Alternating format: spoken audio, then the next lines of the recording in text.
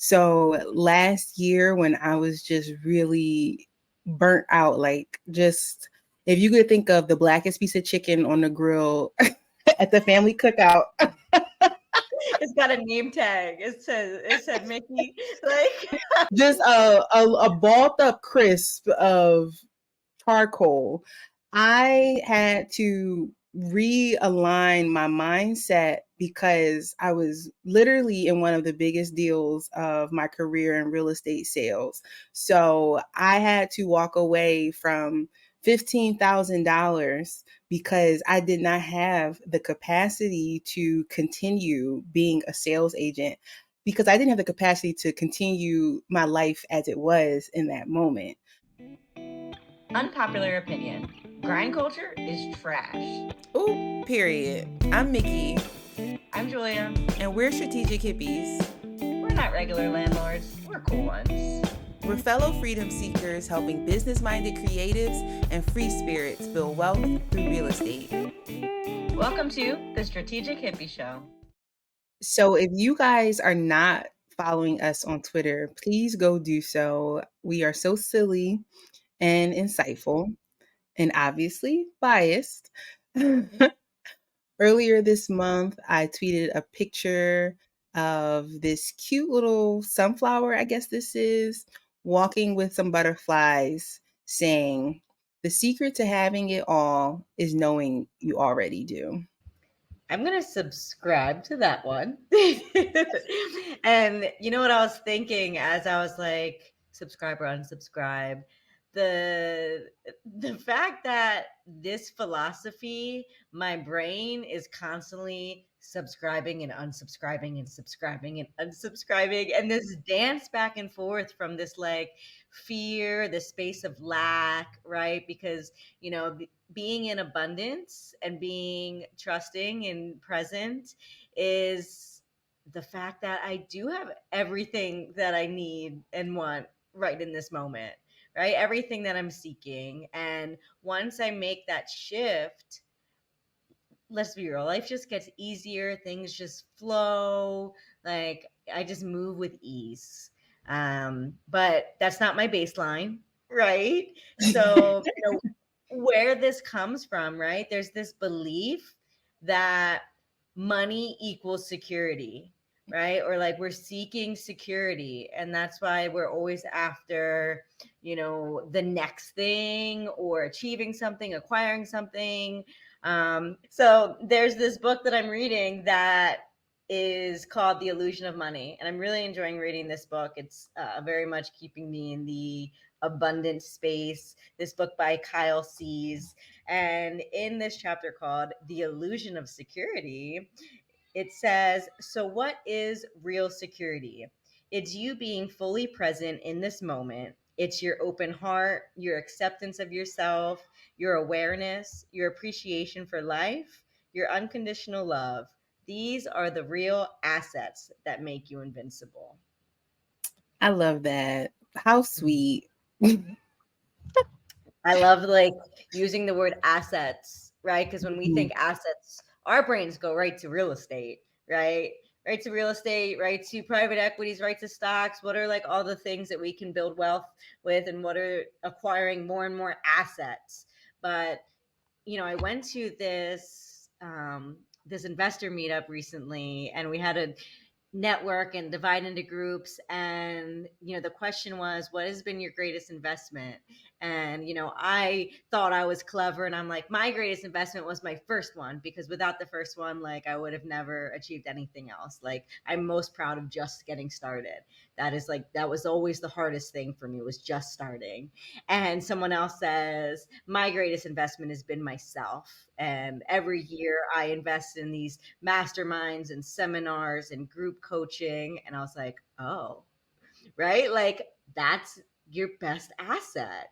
Investing in yourself, investing in your mind and your knowledge and your skills. And, the fact that he was just so open about like spending tens of thousands of dollars a year on himself, and that being the best place to put his money. I loved that.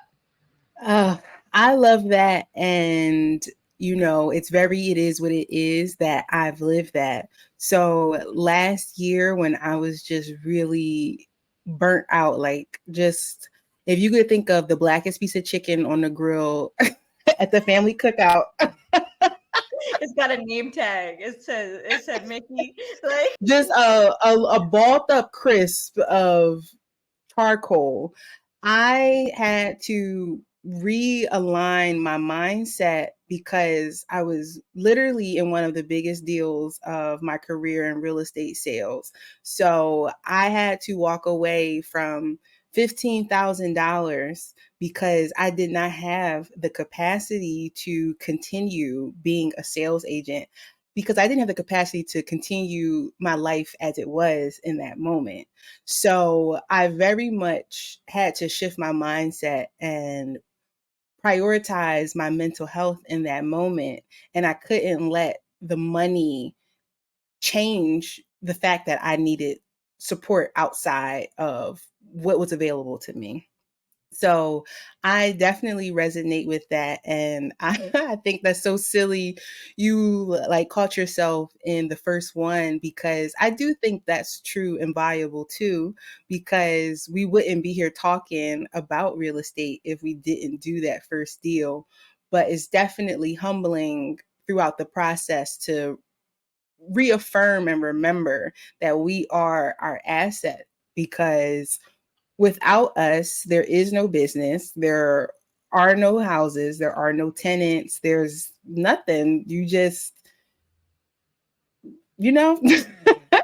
absolutely. No, and I love that you even like full circle you touched on the fact that like let's be real, if the money just showed up, the likelihood of your mental health changing, like, what would it really do? We you wanted know? to do something. We're seeking money to be the solution, and it's never the solution. Mm-mm. It's really not. And I think about that moment.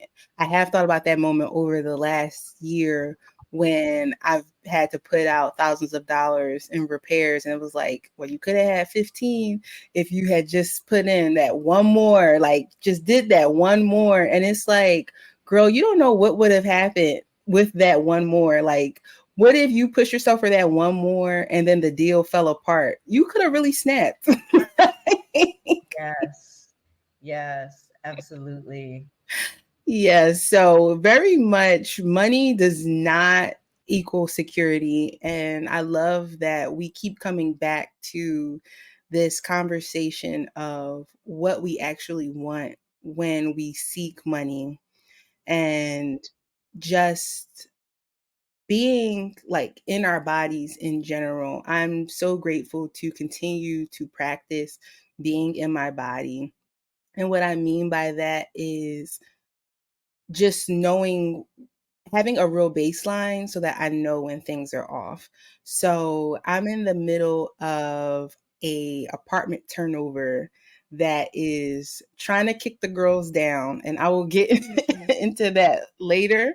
But I have a real example from today. So I had a lot going on trying to plan this next leg of the turnover. And I'm like, okay, how can I show up for everything I have to do today?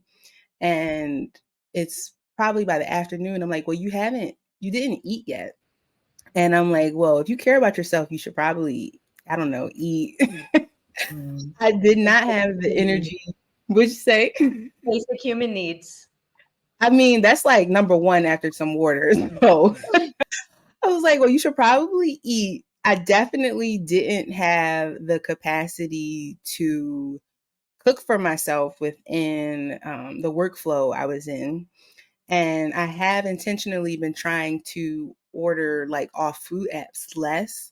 But today I gave myself some grace. Like, you need nourishment. This is a way you can feed yourself and show yourself some love by exchanging money for food.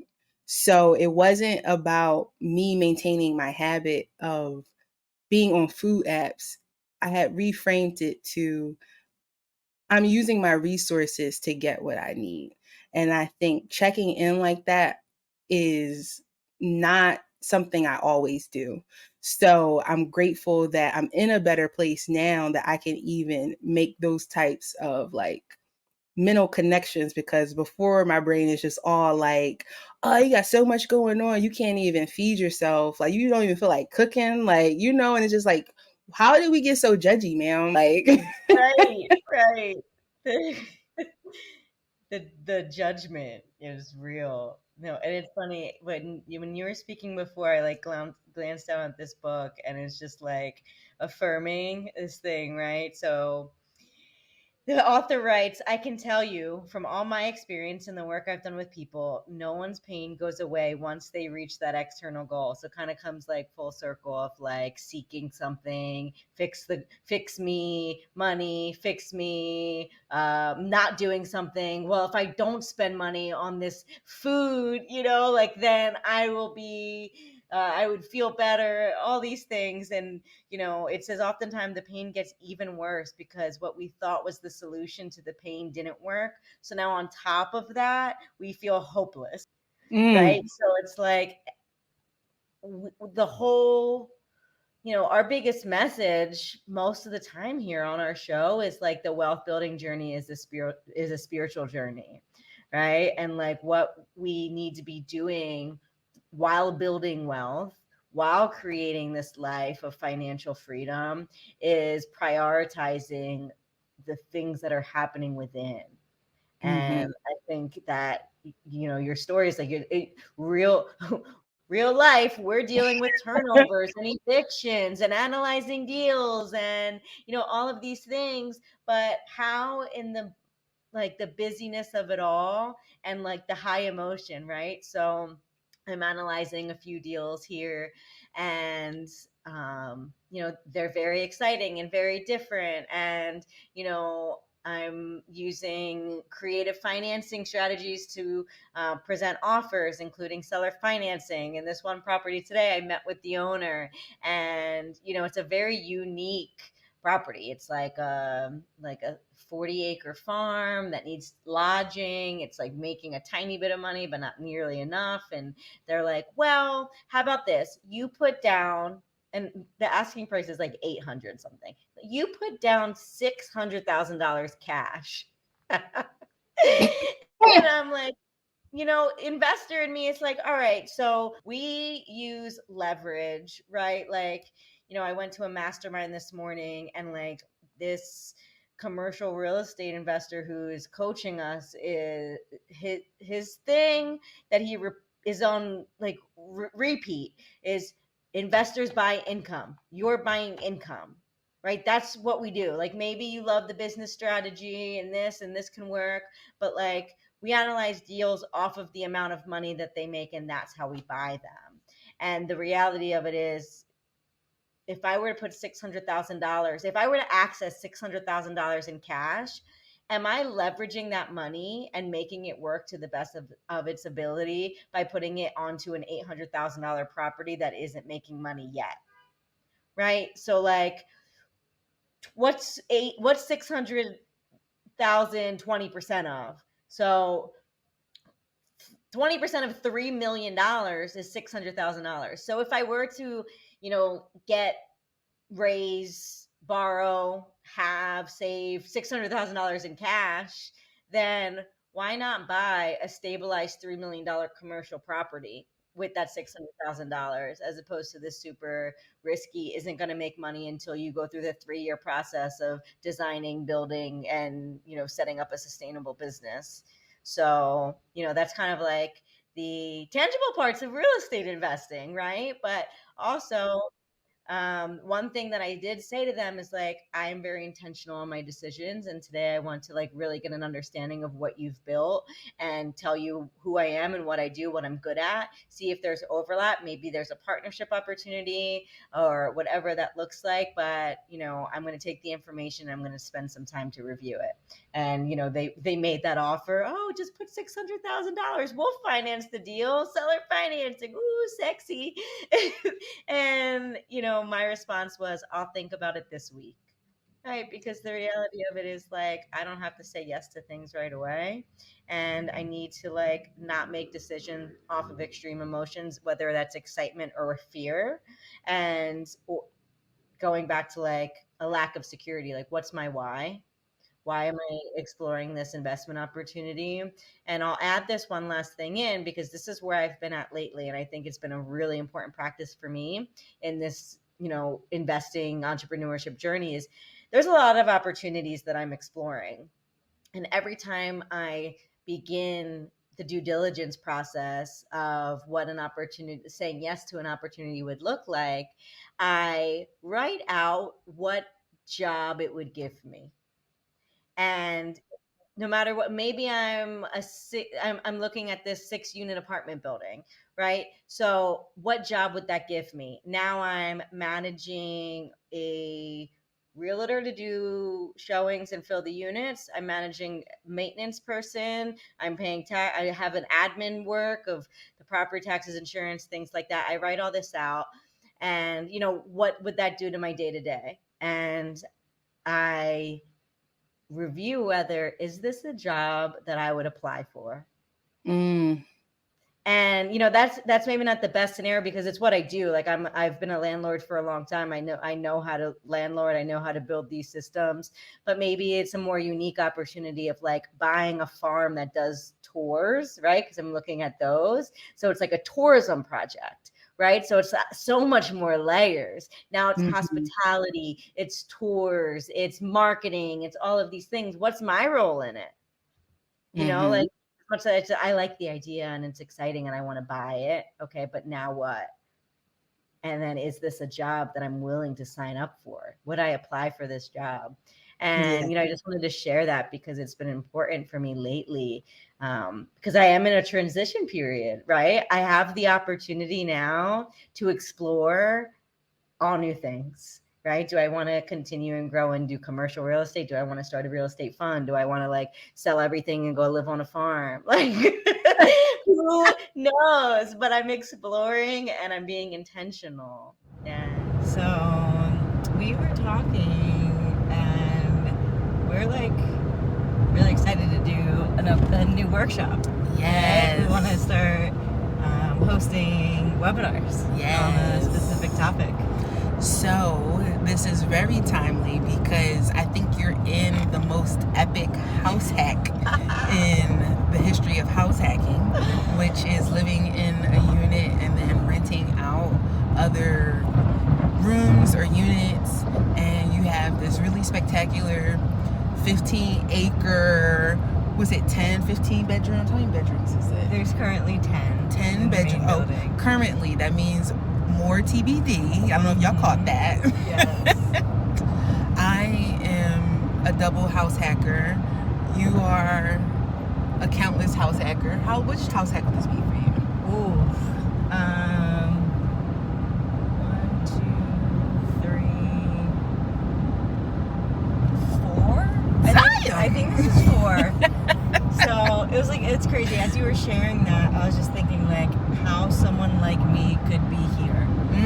Right? Like 8 years ago, I was like working 3 jobs, somehow didn't have much money. And I just like dreamed of this life that incorporated wealth building and financial freedom on my terms. And the biggest thing I ever did for myself was remove my housing expense because mine, and generally speaking, people's biggest expenses are housing. Yep. So if you can eliminate your biggest expense, what would that do to the amount of money that you are making or need to make? And how would your life change? So I'm always like, who's paying this mortgage? Who's paying this mortgage? You know what? Is that the name of this class? Who's paying this mortgage? We figured it out. And there it is. So definitely, I'm excited to share everything we've learned throughout the time. I guess for me, it's been about 10 years and probably about the same for you. Close enough. 7. In dog years, that's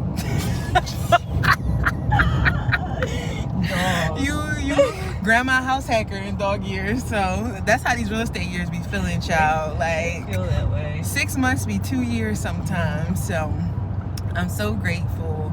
Of course, we'll cover all the like logistics of property management that we've learned, how to actually finance and get funding and all that stuff, and what it's really like. Exactly. And I'm like, leave Don't it to us. Don't believe the influencers. Listen, we're gonna keep it real. I'm about to say, like, leave it to us.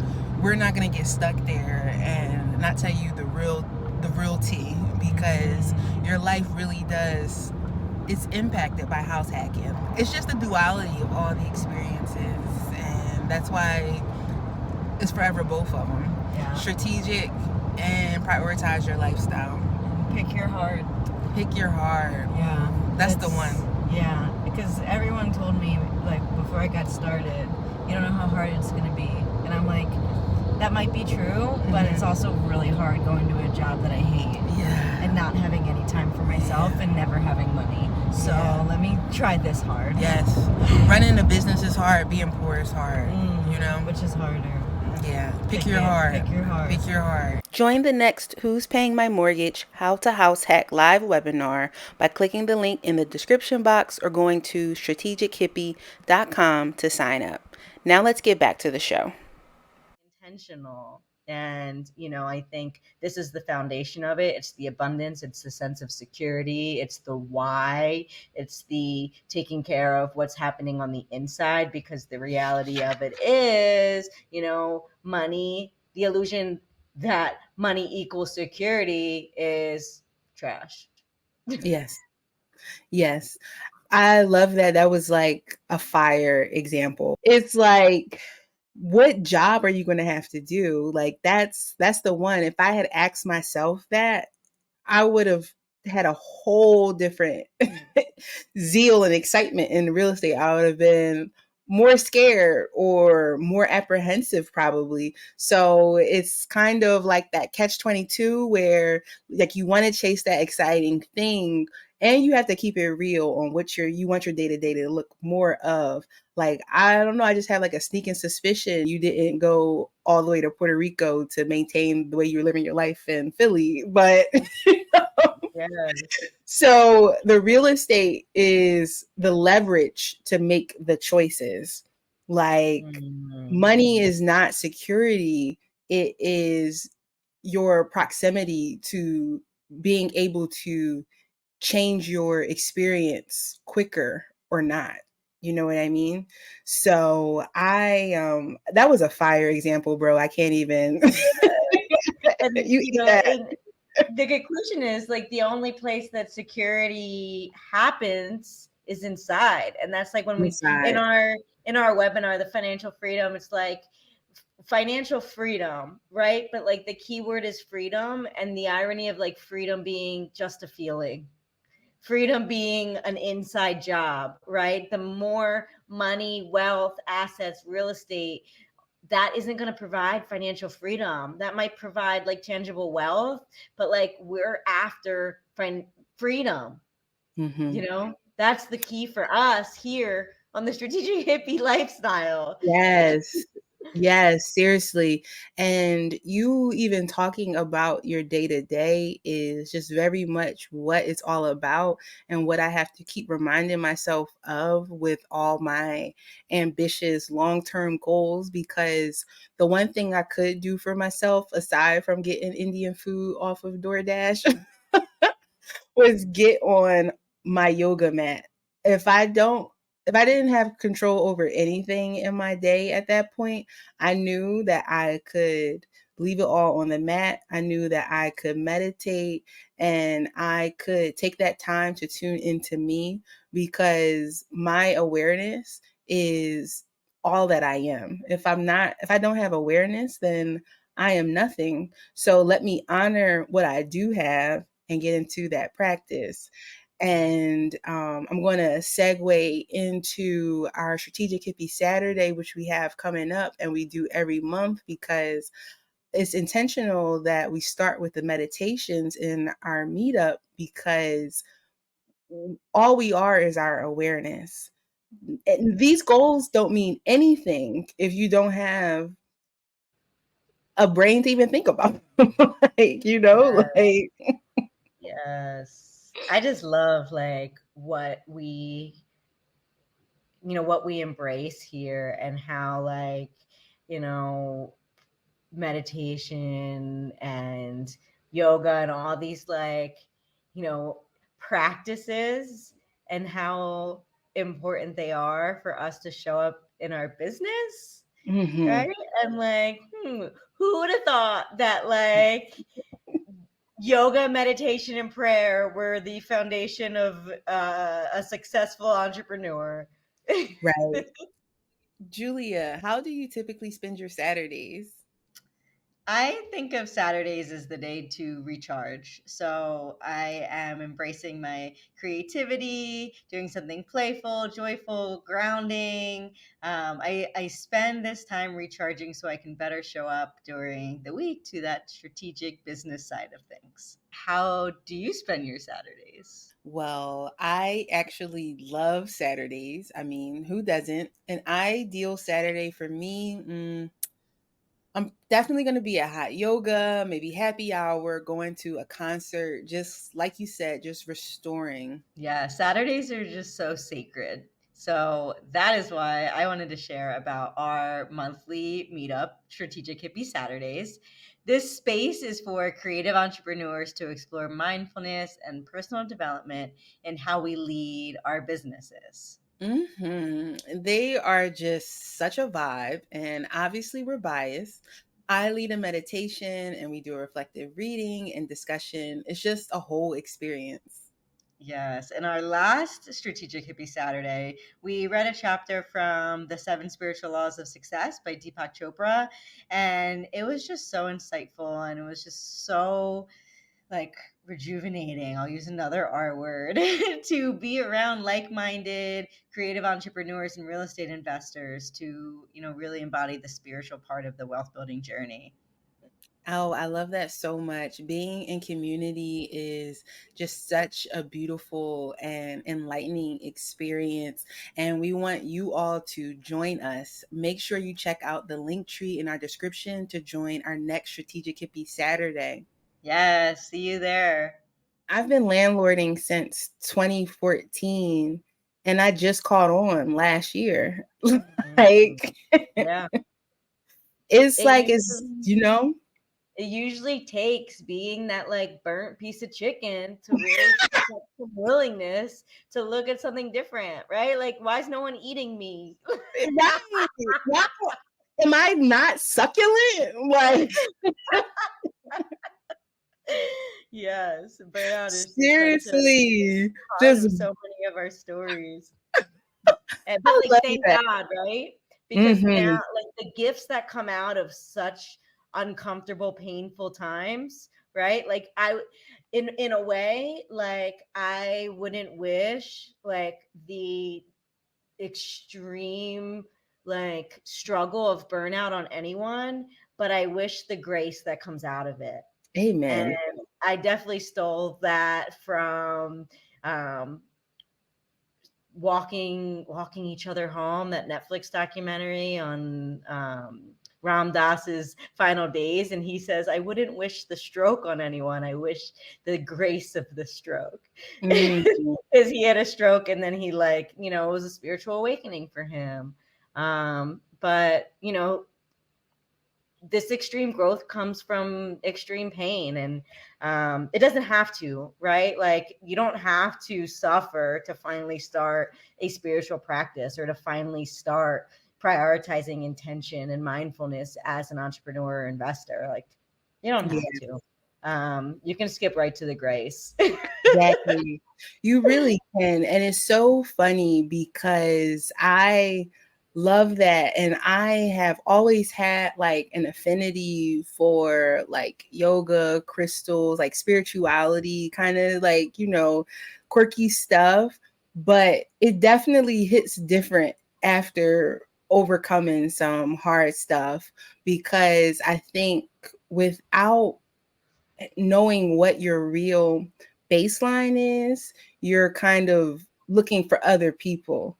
And it's like, it's definitely a good thing to not have to go through a lot. But like you said, you don't have to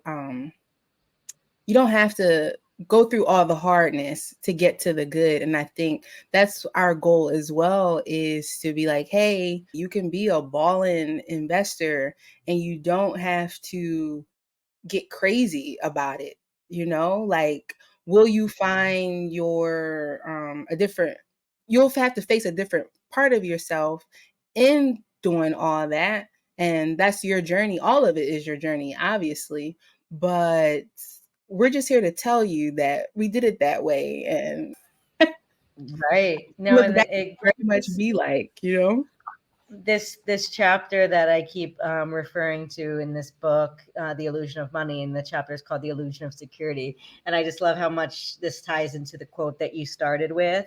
But I want to share, just for those listening, to reflect on the activity that they had me do in this book. And it's writing down all the different beliefs that you've had about money, whether that be good or bad, right? So I made a list of money equals freedom, like is an old idea, right? But more money is more risk, more money is more problems, more money equals security, like all these ideas that I ultimately have to relearn and that I am attached to about money. And it really was like an interesting, an activity practice. It was interesting to really reflect on how, generationally, and how, like, through the decades that I've been in this life, and all these ideas compiled into what my perspective is today about money and security. But also, I'll read this out loud because this is a good opportunity. We talked about meditation today, and how, like, as strategic hippies, and we do strategic hippie Saturday, that this is part of our mindfulness practice. So I like that this author also incorporates that. So instead of chasing an external goal as a way to create an illusion of safety and ignoring the part of ourselves that is feeling incomplete, let's stop for a second, take a breath, and learn to give space to the thoughts and beliefs that are telling us that we need something outside of ourselves to feel safe. So I invite you to try that now, or, in a time when you're quiet, to take a deep breath and feel in your body and mind all the emotions, thoughts, or tensions that might be coming up, to be seen, and to allow everything to be exactly as it is, and notice that you are the awareness that it's all happening in. So it continues on, but that's just like a good start to be able to sit down and breathe and notice. And I appreciate that practice. I appreciate that as well. I definitely receive that, and I definitely would want to go deeper in that pause later, because when I say the girls be fighting for their life, Yep. yeah, I think that is a beautiful place for us to pause today. And we are so grateful to be of service through the Better Than Success real estate investing community. If you're ready to explore freedom on your own terms too, we would love to journey with you on this wealth building adventure. Check out the description box to join our next Financial Freedom for Strategic Hippies webinar and learn more about Julia, me, Mickey, and BTS. Thank you so much for joining us. Don't forget to like, comment, and share this video, and subscribe to our channel. Peace. We'll see you soon.